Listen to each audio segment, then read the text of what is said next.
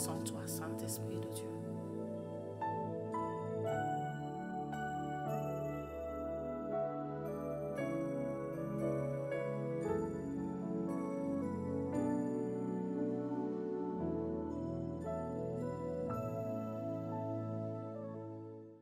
Nous sommes bénis de vous savoir nombreux.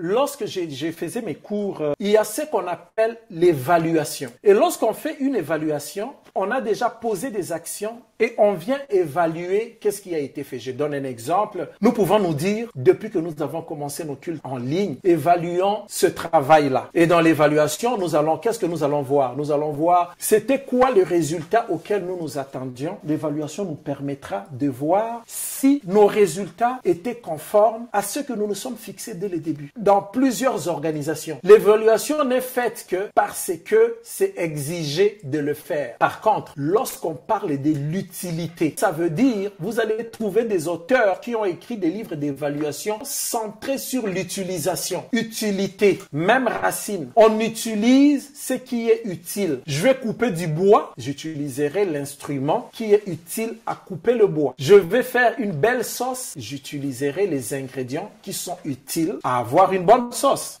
Ça, c'est l'utilité. Donc, après avoir vu en Actes 11, 26, ce fut à Antioche que pour la première fois, les disciples furent appelés chrétiens. Parce que les gens ont vu les disciples marcher et vivre à la manière de Jésus. Jamais vivre comme Christ ne peut se limiter à nous-mêmes. Sinon, nous n'avons rien compris. C'est là où je parle de l'utilité, de la pratique. Vivre comme Christ ne se limite pas à « je suis sauvé, bye bye, je vais vivre comme je veux ». Si c'est vraiment le cas, nous serons vraiment inutiles. L'utilité. Donc, je peux ajouter même l'utilité pratique, pas l'utilité théorique. Lorsque Jésus parle du bon samaritain, il ne le dit pas que pour les scribes et les pharisiens, parce que lui-même le faisait. Lui, c'était le modèle d'ailleurs. Le bon samaritain, le véritable bon samaritain, c'est lui, c'est dans sa nature, parce qu'il est venu nous sauver alors que nous étions morts. Nous étions dans la boue, nous étions perdus, destinés à la mort et à la boucherie. Nous allons lire Philémon à partir du verset 8. C'est pourquoi, bien que j'ai en Christ toute liberté de te prescrire ce qui est convenable, c'est de préférence au nom de l'amour que je t'adresse une prière. Étant ce que je suis, Paul, un vieillard. Retenez verset 9, au nom de l'amour. Je te prie, mon enfant, que j'ai engendré dans les chaînes, Onésime, qui autrefois t'a été inutile, mais qui maintenant est utile. Retenez, est utile. Verset 11. Et à toi et à moi, je te le renvoie. Lui, une partie de moi-même, j'aurais désiré le retenir auprès de moi pour qu'il me serve à ta place, pendant que je suis dans les chaînes pour l'évangile. Toutefois,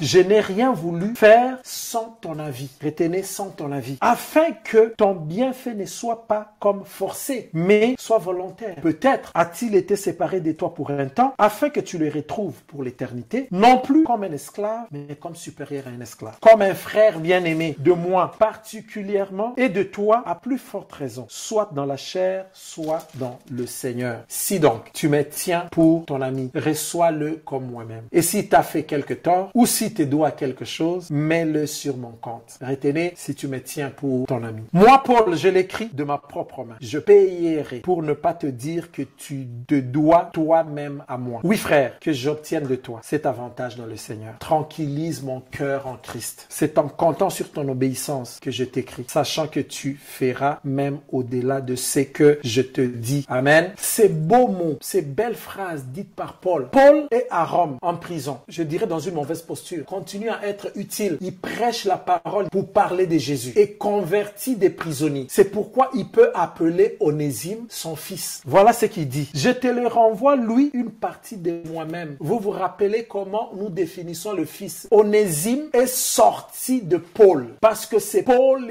qui a donné l'évangile, engendré dans le Seigneur, qui a fait naître Onésime. Donc, c'est comme Paul, la mère, qui a, dans la souffrance, donné naissance à Onésime. C'est pourquoi il dit « sorti de moi ». Donc, nous voyons ici, premièrement, au verset 9, c'est de préférence au nom de l'amour que je t'adresse une prière. C'est dans l'amour. Et Jean dit, dans l'amour, il n'y a pas de place pour la crainte. L'amour bannit la peur. L'amour bannit la crainte. Paul adresse cela. Je vois des gens qui peuvent dire, il y a eu chicane entre deux personnes qui se sont disputées. Ces deux personnes, tu entends une personne dire, même lorsqu'elle reconnaît qu'il y a eu quelque chose, tu entends une personne dire, je ne pardonnerai pas. Mais même si je pardonne, je ne reviendrai plus parce que j'ai peur qu'il me chicane encore. Un conjoint qui dit, je divorce avec ma femme parce que elle m'a fait tellement du mal. J'ai peur que si je pardonne, que cela me revienne encore. J'ai déjà beaucoup souffert. Dans l'amour, il n'y a pas de place pour la crainte, pour la peur. C'est pourquoi Paul peut demander quelque chose des grands comme ça. Il dit, au nom de l'amour, je t'adresse cette prière parce qu'il connaît Philémon à qui il adresse la lettre. Paul en prison a engendré Onésime qui d'autrefois était inutile. Il dit à Philémon, il t'était inutile. Pourquoi Onésime était inutile? Onésime était en fait l'esclave de Philémon. La parole de Dieu nous dit, tu t'es converti comme esclave, demeure esclave. Si il arrive que tu deviennes libre, gloire à Dieu. Mais lui, il a sûrement volé quelque chose dans la maison de son maître et il a fui. Peut-être même qu'il a volé quelque chose dans la maison de son maître et son maître l'a mis en prison. Et arrivé en prison, il s'est retrouvé avec Paul. Et lorsque Paul parle de l'évangile, Onésime capte. Il demande à Paul, comment est-il possible? Que ferais-je? Qu'est-ce qui m'empêche de devenir chrétien? Paul lui dit tout ça et Onésime devient chrétien. Paul sait que par amour, il ne peut pas y avoir un frère, son frère Philémon. Paul est le responsable spirituel de Philémon. Pour régler la chose, il lui a pas parlé comme responsable, il lui a parlé comme ami. Toi, mon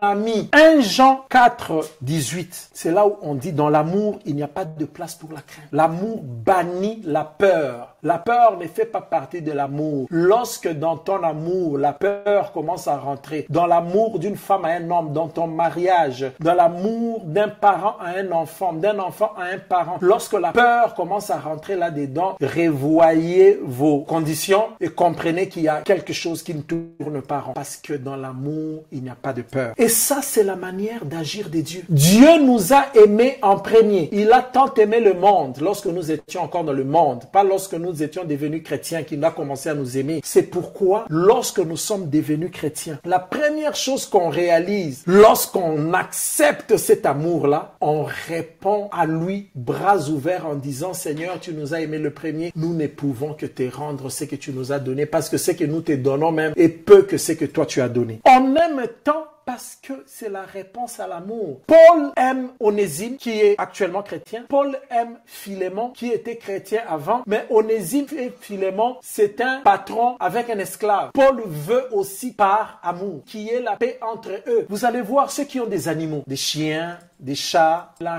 réponse que l'animal a envers vous correspond exactement au degré d'amour et de soins que vous lui avez donné. Plus vous prenez soin de lui, le sortir, faire sa marche, faire pipi, revenir, nettoyer sa litière, laisser là où il doit être, vous allez voir que automatiquement, si vous êtes 3 ou 4 personnes à la maison, cet animal-là va commencer à s'attacher plus à la personne qui lui fait du bien. Il rend l'amour par l'amour. La réponse au pardon est aussi obtenue par amour. Le pardon nous rend aimables. Ceux qui sont en couple, ceux qui sont mariés, comprennent ce que je dis. Le pardon nous rend aimables. À l'inverse, l'absence du pardon va nous rendre haïssables. L'absence du pardon automatiquement nous rend haïssables. Je ne peux pas être dans ma maison et je dis dans mon cœur, et je dis à ma femme, tu sais, pour cet argent-là que tu as dépensé, ou bien pour n'importe pour quelle raison, je ne te pardonnerai pas. Lorsque j'ai dit ça, je prends une telle décision. L'absence du pardon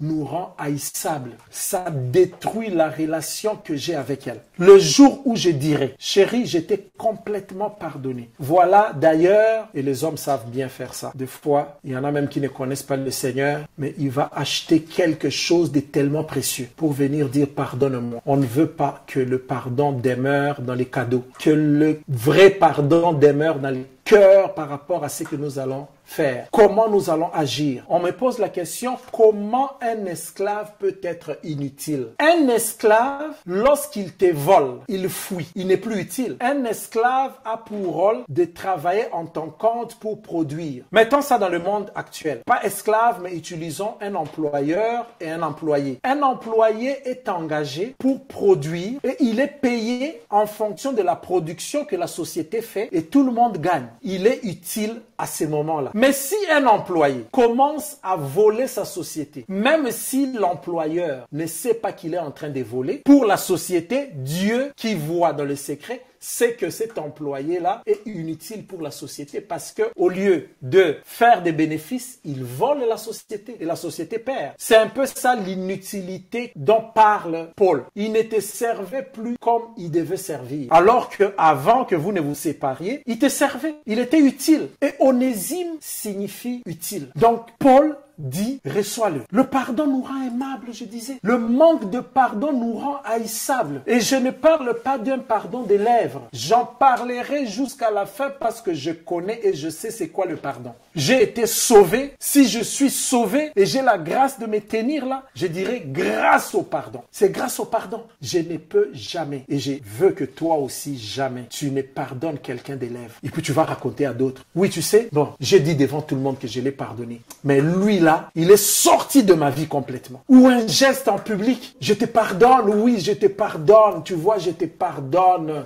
Nous sommes des sœurs, je te pardonne. Tu es toujours ma mère, je te pardonne. Ma sœur dans les Seigneurs. Mais lorsque je rentre là, je veux dire, en tout cas, je l'ai fait seulement pour faire passer la chose. Hein. Mais elle là, je la considérerai plus comme ma mère. Lui là, je ne le considérerai plus jamais comme mon frère. Elle là, ce n'est plus jamais ma sœur. Lorsqu'on fait ça, nous nous trompons nous-mêmes. L'absence du pardon nous rend haïssables. Cela va se faire voir dans nos faits et gestes. Je vous disais, le garçon qui a pardonné le policier qui a tué son frère. Le dernier jour au jugement, on lui demande, est-ce que tu as une parole à dire devant la policière? Il dit, je te pardonne. Je te pardonne parce que c'est arrivé par toi que tu tues mon frère. Mais moi, je te pardonne. Parce que je ne veux pas que nous soyons haïssables. Je passe ma vie à haïr la personne qui a tué mon frère. Mais il a demandé au juge, est-ce que je peux l'embrasser? Est-ce que je peux embrasser la policière qui a tué mon frère? Une fois embrassé, ce n'était plus le garçon qui pleurait. Ce n'était plus le garçon qui serrait la policière. Elle s'est mise à pleurer comme une madeleine. Personne ne savait plus comment l'arrêter. Elle a commencé à pleurer, à sangloter, à serrer le garçon parce qu'elle a été pardonnée. Et il n'y a pas un grand amour comme celui-là. C'est exactement cela que Christ a fait. Après l'amour, la foi. Nous avons parlé de l'utilité. La foi utile. Jacques 2, 14 à 20 nous explique en lien avec la foi. Je veux lire. Mes frères, que sert-il à quelqu'un de dire qu'il a la foi s'il n'a pas des œuvres? Cette foi peut-elle le sauver? Si un frère ou une sœur sont nus et manquent de la nourriture de chaque jour et que l'un d'entre vous leur dise, nous église, nous sommes des fois spécialistes, nous les frères, à le dire, allez en paix, alléluia, allez en paix, que Dieu vous bénisse, chauffez-vous et rassasiez-vous, et que vous ne leur donniez pas ce qui est nécessaire au corps, à quoi cela sert-il? Oh Seigneur, nous prions pour les orphelins, pour ceux qui ont faim. Donne-leur la nourriture. Donne-leur la nourriture. Et puis nous-mêmes, nous n'avons jamais donné même un can d'haricots ou quelque chose à manger. Il en est ainsi de la foi. Si elle n'a pas les œuvres, elle est morte en elle-même. Mais quelqu'un dira, toi tu as la foi et moi j'ai les œuvres. Montre-moi ta foi sans les œuvres. Et moi je te montrerai la foi par mes œuvres. La foi utile. La foi de Jésus. La foi en Jésus, c'est une foi vivante. C'est une foi qui nous rend aimables. C'est une foi qui nous rend pardonnables et capables de pardonner. C'est une foi utile. Tu crois qu'il y a un seul Dieu, tu fais bien. Malheureusement, la deuxième partie dit, les démons le croient aussi et ils tremblent. Eux aussi, ils croient. Ne sois pas comme un démon. Ne soyons pas comme un démon ou ne soyons pas comme le diable. Il croit en Dieu. Il sait que Dieu existe. Les démons disent même à Jésus, pourquoi tu viens nous perturber, nous déranger avant les temps? Ils tremblent, mais ils sont incapables de mettre en pratique la parole de Dieu. Incapables. Ne soyons pas comme eux. Veux-tu savoir, ô homme, que la foi sans les œuvres est inutile? Vous voyez? Inutile. Nous voulons une foi utile. Cette foi pratique. Si tu me suis et que tu dis que tu es chrétien, sois pratique dans ta foi. Sois pratique dans ton pardon. Dans certaines circonstances, j'entends les gens dire, oui, je pardonne, mais ils sont au coin. On l'entend aussi dire. Mais j'étais en train de lire cette parole, je me dis, et si Philémon pouvait dire à Paul, je le pardonne, mais en tout cas, parce que Paul sait que Paul a fait, Paul a pris Tychik et Onésime. Il les a envoyés vers Philémon. Donc Tychik prend la lettre pour aller vers Philémon, et Philémon va lire la lettre, mais avant de lire la lettre, il verra Onésime venir. Est-ce que vous vous rendez compte de l'embarras dans lequel Philémon et Onésime seront. Ce qui ne comptera à ces moments-là, ça ne sera que leur foi en Jésus. C'est à ces moments-là qu'on se rendra compte qui rend encore les choses haïssables et qui rend les choses aimables. Parce que Onésime ne sait pas. Ce n'est pas comme maintenant Paul pouvait appeler par téléphone Philémon et lui dire, tu sais, il s'est converti, il va venir. Non. Ça veut dire que Onésime sera avec Tichy. Lorsque Tichy cognera à la porte et que Philémon va ouvrir, il va voir la personne qui lui a été inutile, qu'il avait volé, qu'il avait fui, qui ne lui a plus permis de faire ses économies, ses bénéfices. Comment il va agir? Est-ce que ça va être un semblant ou bien il va dire merci Seigneur, lui-même il est venu se livrer. Et c'est comme ça que nous réagissons. On rentre dans la maison et puis on dit ah Dieu ne dort pas, tu sais, il m'a ramené ces messieurs-là par lui-même. Mais Paul dit cela autrement. Paul demande même à Philémon et reconnaissant Philémon son fils, il lui dit même je sais que tu feras même au-delà de ce que je t'ai demandé. En fait, ça veut dire tu ne l'utiliseras même plus comme esclave, comme ton esclave. Prends-le comme moi, ton ami, lui aussi qu'il devienne ton ami parce que c'est un frère dans le Seigneur. Est-ce que vous voyez à quel point nous, dans ce 21e siècle, notre foi est de foi inutile? Sans pardon, méprisable. La foi utile est élégante. Regardez la courtoisie et l'amour selon Christ avec laquelle Paul explique à Philémon de considérer Onésime. Juste parce que les deux sont chrétiens. Combien nous nous chicanons? Combien on se chicane? Ah non, tu sais, il a une dent contre lui parce qu'il est parti avec ses brebis. Ce n'est même plus les brebis de Christ. Dans les églises, c'est ça qui se passe. Ah non, parce que sa femme, lorsqu'elle a donné les communiqués la fois passée sur la chair, elle a parlé de ma famille. Ça, c'est l'église actuelle. Malheureusement, pour notre honte, ça n'a rien à voir avec Christ, ça. Parce que Christ pouvait dire, si votre justice ne dépasse celle des scribes et des pharisiens, vous n'entrerez pas dans le royaume des cieux. Vous n'entrerez pas, nous n'entrerons pas. Donc, la foi utile est élégante, elle est courtoise, pleine d'amour. Paul le présente. Troisièmement, l'utilité pratique. On n'impose pas. Est-ce que vous avez déjà vu les responsables d'église, des fois, comment ils nous font? Ils appellent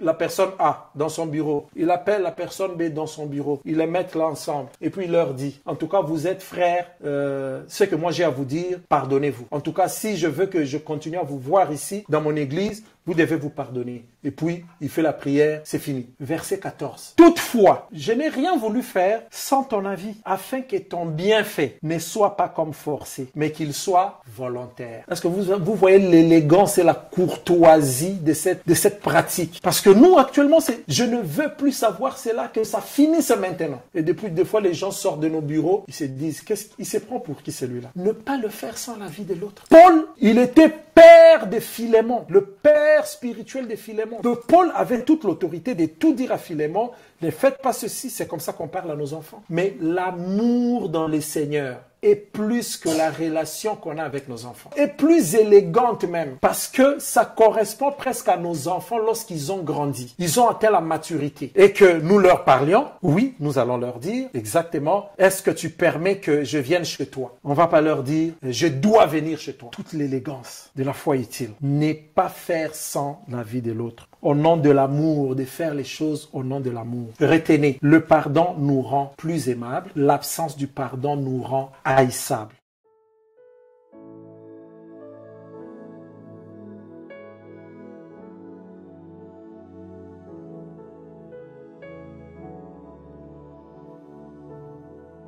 Nous ne pouvons rien faire sans toi, Saint-Esprit de Dieu.